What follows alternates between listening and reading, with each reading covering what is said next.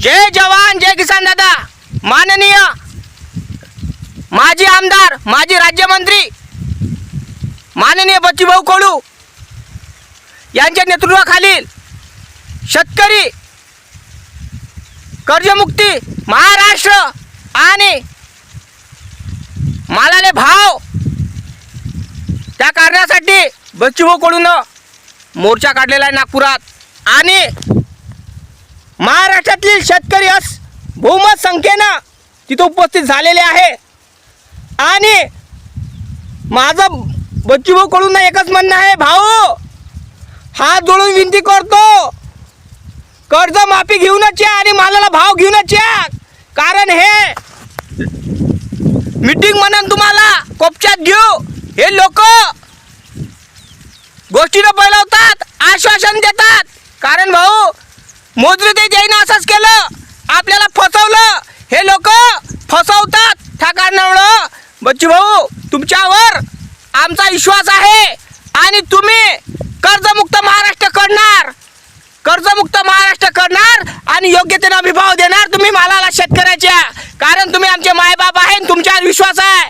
पण मला तुमच्यावर विश्वास आहे, पण तो समोरचे जे अजित पवार, एकनाथ शिंदे आणि देवाभाऊ यांच्यावर विश्वास नाही आहे, यांच्या मंत्रिमंडळावर विश्वास नाही आहे। त्या कारणामुळं भाऊ याच्या तुम्ही तावडी सापडू नका, याच्या गोष्टीत तुम्ही झोलझालच्या गोष्टीत तुम्ही फसू नका। कारण लय आशेने शेतकरी आलेला आहे नागपुरात भाऊ।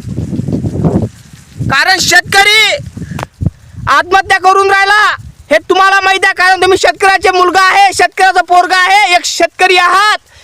त्या कारणामुळे तुम्ही शेतकऱ्याच्या भावना कळू शकते।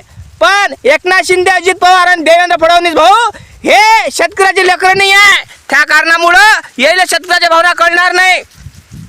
आणि फडणवीस साहेब शेर आलेला आहे नागपुरात, दहाडत आहे। शेरला ललकारू नको, शेर म्हणत असन त्या पद्धतीनं वाघ। कारण बच्चूभाऊ कडू तोफका माणूस आहे, हे लक्षात ठेवजो। आणि आता शेतकरी जनसंख्याने पोचलेले आहे। आमचा शेतकरी मरेपर्यंत तिथून निघणार नाही, तोपर्यंत मालाले भाव आणि सरसकट कर्जमाफी होणार नाही। कारण आमचा शेतकरी लय दुखावलेला आहे, लय कष्टातून मातीतून आलेला आहे। त्याने कमावलेलं पीक तो तसंच टाकून शेतीचा ना विचार करता, लेकराचा ना विचार करता, परिवाराचा ना विचार करता, आपला जीवाचा ना विचार करता तो नागपुरात पोहोचलेला आहे। कायच्यासाठी? मालाला भाव आणि सरसकट कर्जमाफी। आणि तो मिळणारच, कारण आमचा हक्क आहे, आमचा हक्क आहे। आणि बच्चूभाऊ कडू हे त्याजवळून घेणारच, समजलं काय? आता लय झाली तुमची, आता नाही चालणार तुमची फुफटपंची। तुमची गांधीगिरी नाही चालणार, तुम्ही गांधीगिरी नाही चालणार तुमची। आणि तुम्हाला गांधीगिरी नसल जमत, आता आम्ही भगतसिंगगिरी करायचं ठाणलेलं आहे। कारण बच्चूभाऊ कडू आमचा शेतकऱ्याचा नेता आहे, समजलं काय? आणि कर्जमाफी, मालाले भाव आणि 50,000 रुपये सरसकट नापिकीचे मिळून देणारच, समजलं काय? आणि देवा भाऊ लवकरात लवकर कर्जमाफी आणि मालाले भाव आणि सरसकट कर्जमाफी आणि 50,000 रुपये एकटं द्या, समजलं काय? नाहीतर आम्ही चक्का जाम करू महाराष्ट्रात। कारण शेतकरी पेटलेला आहे, शेतकऱ्याचं रान पेटलेलं आहे, शेतकऱ्याचं जग पेटलेलं आहे, शेतकऱ्याचा हात पेटलेला आहे, शेतकऱ्याचा परिवार पेटलेला आहे। कारण शेतकऱ्यानं स्वतःच्या शेतीची चिंता करता तो नागपूरला आला आहे आणि थंडीत अखळून राहिला, पाणी पावसाच्या दिवसात अखळून राहिला। कारण हे दिवस शेतातल्या कामाचे असतात, तरी आमचे शेतकरी सोडून तिथे मोर्चेला गेलेले आहे। कारण आम्हाला पुढची पिढी वाचवायची आहे। म्हणून सांगत आहे फडणवीस साहेब, लवकरात लवकर कर्जमाफी करा आणि मालाले भाव द्या, समजलं काय? कारण आता तुमचे चाले चालणार नाही तुमची। आता माझं एकच म्हणणं आहे, पवार साहेब आले, एकनाथ शिंदे साहेब आले, तुमच्यापाशी सगळ्या गोष्टी आहे. तुम्ही वादे केले होते इलेक्शनच्या टायमाच्या वेळेस, तुम्ही म्हटलं होतं सरकार हे शेतकऱ्याचं आहे. तर मग आता कुठे गेलं? आम्हाला मोर्चा काढायची गरज नसती पडली. तुम्ही मालाले भाव आणि कर्जमाफी केली असती तर, आणि 50 रुपये हेक्टर दिले असते तर. कारण तुमच्यामुळं आम्हाला रस्त्यावर निघायला लागून राहिले. गरज नाही आम्हाला रस्त्यावर निघायची, चक्का जाम करायची. आणि तुम्ही मालाले भाव आणि आताही आश्वासन दिलं तर लक्षात ठेवू जा. आता पुरा महाराष्ट्रात नेपाळवाणी होईल, पुरा भारत नेपाळवाणी होईल. समजलं काय? पुरा महाराष्ट्र नेपाळवाणी होईल आणि शेतकरीच करणार तो. दादा हा पूर्ण व्हिडिओ शेअर कर आणि फडणवीस साहेबापर्यंत गेला पाहिजे, एकनाथ शिंदे साहेबापर्यंत गेला पाहिजे, नरेंद्र मोदी साहेबापर्यंत गेला पाहिजे. कारण जंगलवासी आमचा आदिवासी नागपुरात पोहोचलेला आहे, आमचा शेर नागपुरात पोहोचलेला आहे. कारण जखमी शेर छेडू नका, तो कधी काय करेल काही सांगता येणार नाही. समजलं काय? माझं म्हणणं आहे फडणवीस साहेब आले, फडणवीस साहेब हात जोडून विनंती करतो, तुम्ही फडणवीस साहेब हात जोडून विनंती करतो, शेतकऱ्याला ललकारू नका, त्याच्या जखमीवर मीठ चोळू नका. औषध नसेल लावता येत तशीच जखम राहू द्या, पण आश्वासन देऊ नका. कारण महाराष्ट्र कर्जमुक्त पाहिजे, कर्जमाफी नाही पाहिजे, कर्जमुक्त महाराष्ट्र पाहिजे. कारण कर्जमुक्त महाराष्ट्र असेल तर शेतकऱ्याला कर्ज घेण्याची काहीच गरज पडणार नाही. आणि तुम्हाला असं वाटत असेल तर आमची अवकात नाही कर्जमाफी करायची, तर मालाले भाव द्या, मालाले भाव द्या. आमचे कापस निघून राहिले, आमचे सोयाबीन निघून राहिले, तुम्ही बाहेर देशातून आयात करता सगळ्या गोष्टी. अरे कसं? आमचे शेतकऱ्याचा कापूस निघणं चालू झाला की हे बाहेर देशातून आयात करतात. हे लोक बाहेर देशातून कापस आणतात, सोयाबीन आणतात, तूर आणतात.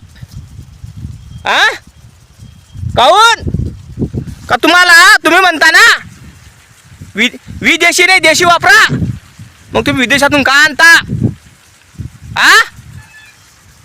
शेतकऱ्याच्या बोकांडीवर सगळ्या गोष्टी पडते.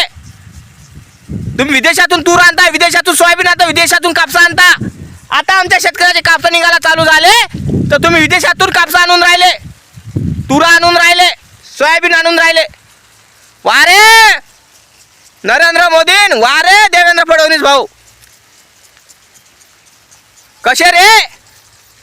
हे सरकार तुमच्या हाती आहे ना? का आम्ही तुम्हाला लुबाळासाठी थोडी दिलं? अरे आम्ही ठरवतो मुख्यमंत्री कोण आहेत, आम्ही ठरवतो प्रधानमंत्री कोण आहेत. आम्ही राजा आहे, तुम्ही गुलाम आहात आमचे, हे विसरू नका. पण तुम्ही राजांना गुलाम करून ठेवलं आणि गुलाम राजे झाले. असं होऊन राहिलं ह्या महाराष्ट्रात आणि असं होऊन राहिलं ह्या भारतात. माझ्या महाराष्ट्रातील शेतकऱ्यांनो, एकीकरण झालं पाहिजे, एकीकरण करा आणि शेतकऱ्याचं पोरग म्हणा, शेतकऱ्याचा मंत्री निवडून द्या. कारण आपण चुकी केली ह्या माणसाला निवडून.